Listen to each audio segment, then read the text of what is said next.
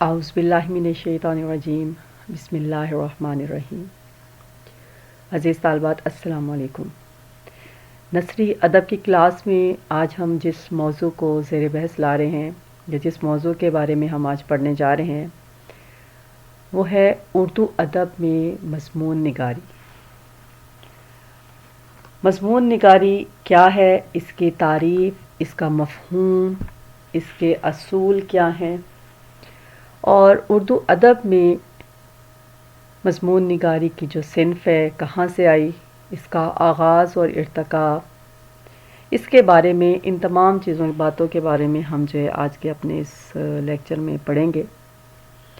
تو سب سے پہلے آپ کو بتاتی چلوں کہ مضمون نگاری اردو نثر کی ایک خاص صنف ہے، اور مضمون کو انگریزی میں ایسے کہتے ہیں۔ یہ ایک غیر افسانوی صنف ہے جس کا آغاز اردو میں دہلی کالی سے ہوتا ہے۔ سر سید احمد خان اور ان کے ساتھیوں نے اس صنف کو بہت فروغ دیا۔ تو مضمون نگاری کی تعریف جو ہے وہ اس طرح ہے کہ کسی موضوع پر اپنے خیالات کو مربوط اور مدلل انداز میں اس طرح پیش کرنا کہ پڑھنے والا اس کو سمجھ کر متاثر ہو سکے، مضمون کہلاتا ہے۔ کوئی بھی مضمون، کسی بھی موضوع پر جب آپ لے کر اس پہ مضمون لکھتے ہیں تو اس میں جو خیالات ہوتے ہیں ان کا آپس میں باہم مربوط ہونا، منظم ہونا اور مدلل انداز میں ہونا جو ہے وہ بہت ضروری ہے، تاکہ پڑھنے والا قاری جو ہے وہ آپ کے خیالات کو سمجھ سکے یا اس بات کو سمجھ سکے جو بات آپ اس تک پہنچانا چاہ رہے ہیں۔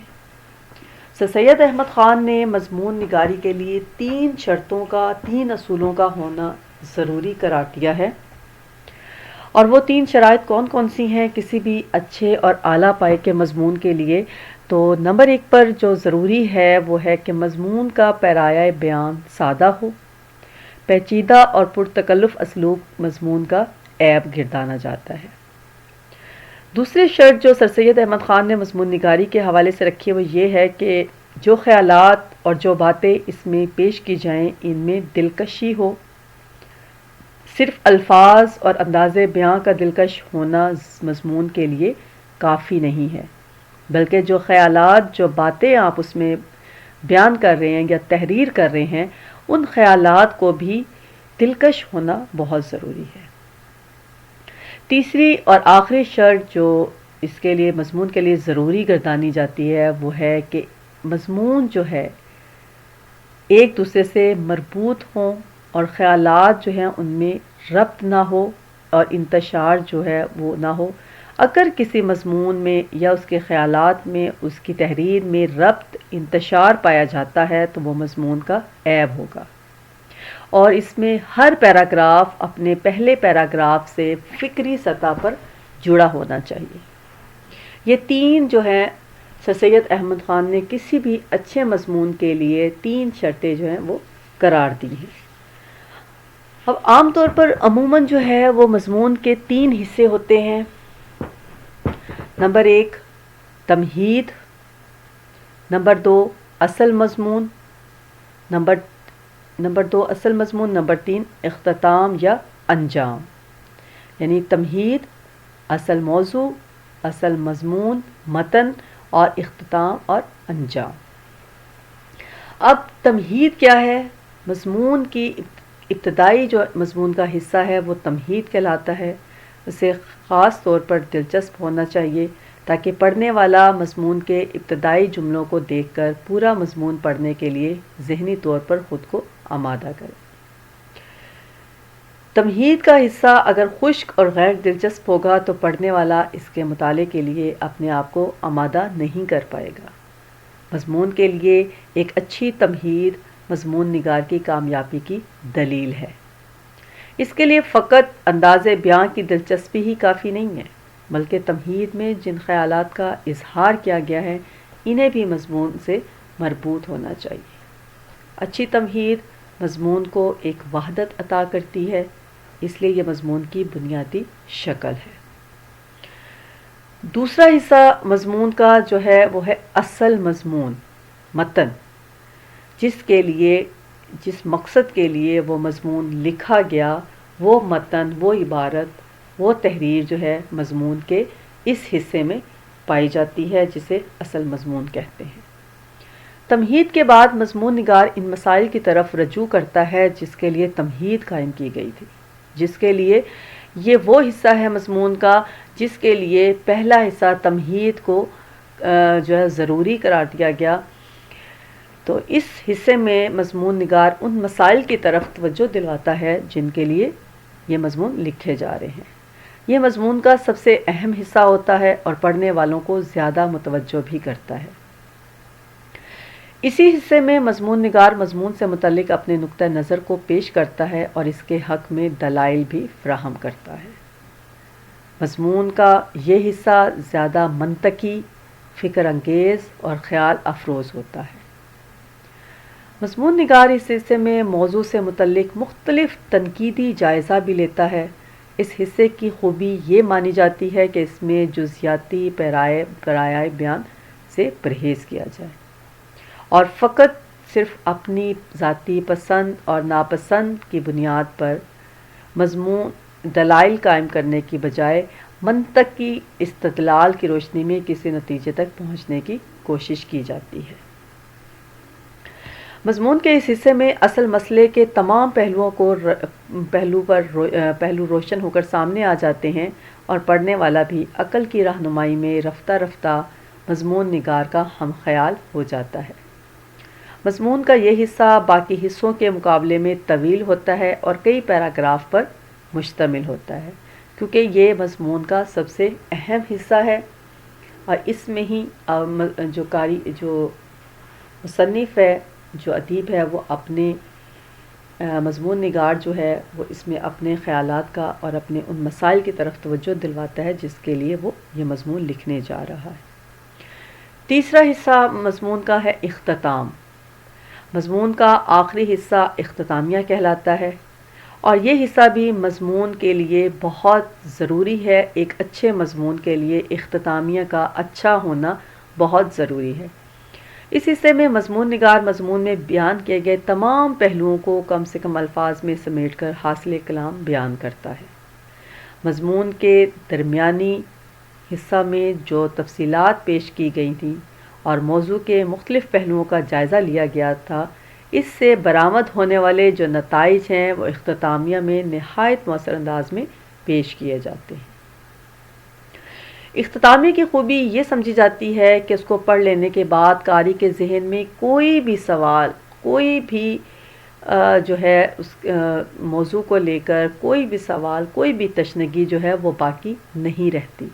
اگر وہ تمام سوالات اور ان کے جوابات قاری کو جو ہے وہ قاری کے لیے آسان ہو جاتے ہیں یا ان کو سمجھ لیتا ہے، تو یہ ایک اچھے مضمون اور ایک اچھے اختتام کی نشانی سمجھی جاتی ہے۔ اور موضوع کے متعلق قاری مضمون نگار کے خیالات سے پوری طرح اتفاق کر لیتا ہے۔ اختتامیہ میں جو نتائج پیش کیے جاتے ہیں، اگر ان کی پیشکش کا انداز واضح، اطمینان بخش اور مؤثر نہیں ہوگا تو پڑھنے والا ذہنی الجھنوں کا شکار ہو جائے گا، اور یہ اختتامیہ کا بڑا عیب ہے۔ پورے مضمون کو چند جملوں میں اس طرح سے سمیٹ لینا کہ تمام ضروری پہلو سامنے آ جائیں، اگرچہ بہت مشکل اور دشوار ہے، لیکن ایک اچھے اختتامیہ کی یہی خوبی سمجھی جاتی ہے۔ یہ تھی کہ مضمون نگاری کیا ہے، اس کی تعریف اور اس کے اصول کہ مضمون نگاری۔ اب بات کی جائے کہ اردو ادب میں مضمون نگاری کا آغاز کہاں سے ہوا،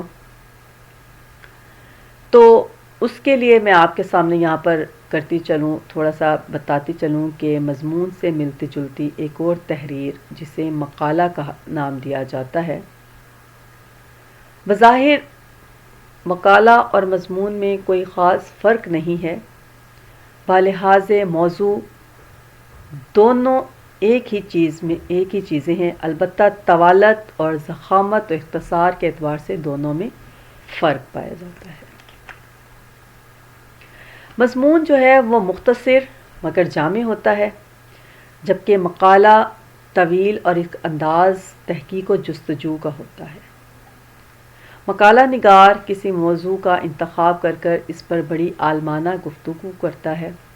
اس کا انداز سنجیدہ ہوتا ہے۔ مقالے کے مختلف حصوں میں ایک منطق کی ربط اور تسلسل رکھنا ضروری ہوتا ہے۔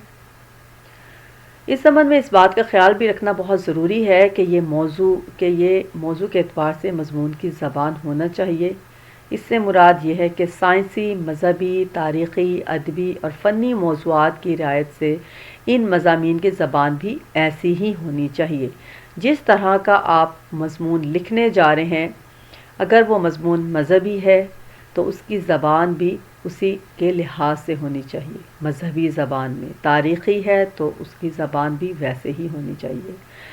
زبان سادہ اور اسلوب رواں ہونا چاہیے۔ مضمون میں اصل جو اہمیت ہے وہ ابلاغ کی ہے۔ اب ابلاغ کیا ہے؟ ابلاغ کو کہا جاتا ہے مراسلہ۔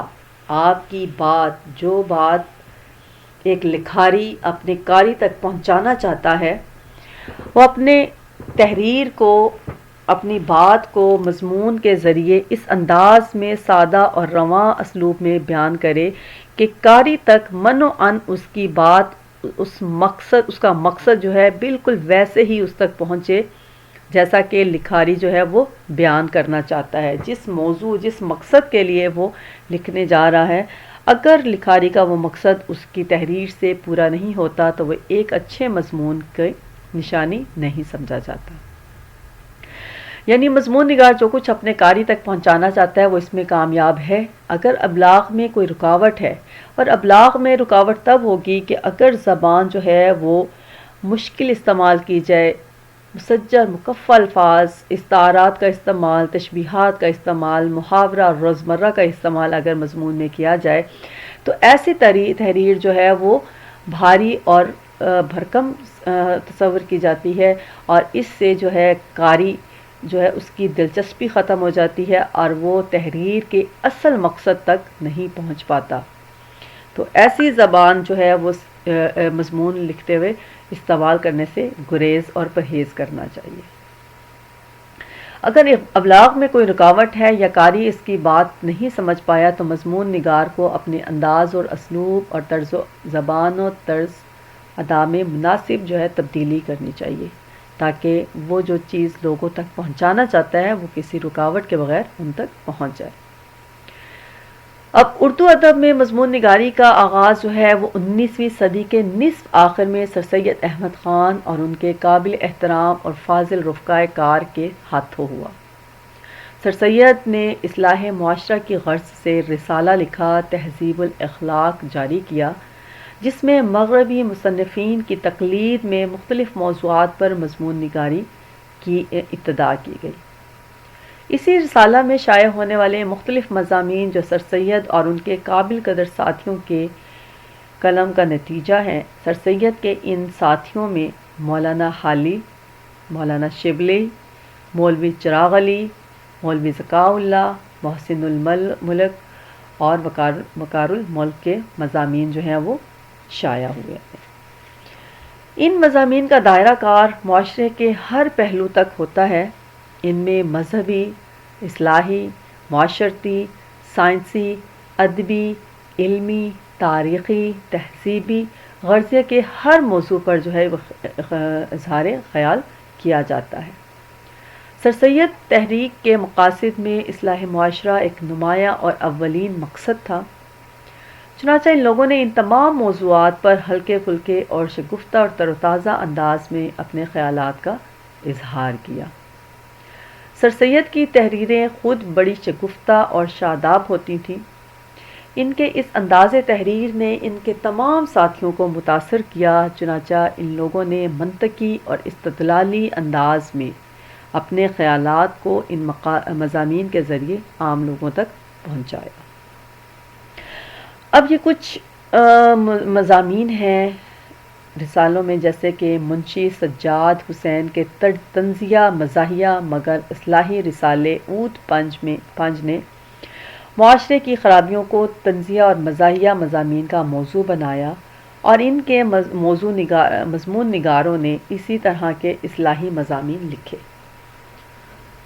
سر عبد القادر کا رسالہ مخزن اس اعتبار سے خاص اہمیت کا حامل پرچہ تھا کہ اس نے مضمون نگاری کے صنف کو ایک تحریک کی شکل عطا کی۔ اس رسالے کو بڑے بڑے اہل قلم، ادباء اور شعراء کا تعاون حاصل رہا۔ ان ادباء نے مضمون نگاری میں اس قدر تناؤ پیدا کیا کہ دنیا کا شاید ہی کوئی موضوع ہو جس پر مضمون نہ لکھا گیا ہو۔ 20ویں صدی میں مضمون نگاری کی طرف خصوصی طور پر وہ توجہ دی گئی، چنانچہ اس زمانے میں چھاپے خانے اور اس صنعت سے وابستہ دیگر سہولیات عام ہو گئی تھیں، اس لیے بہت سے ادبی رسائل منظر عام پر آئے جنہوں نے اس صنف میں جدتیں پیدا کی۔ اس دور میں ہمایوں اور نگار جیسے موقر جرائد نے ایسی شاندار روایات کا اضافہ کیا اور ان رسائل میں ہر قسم کے اور ہر موضوع پر کثرت سے مضامین لکھے گئے۔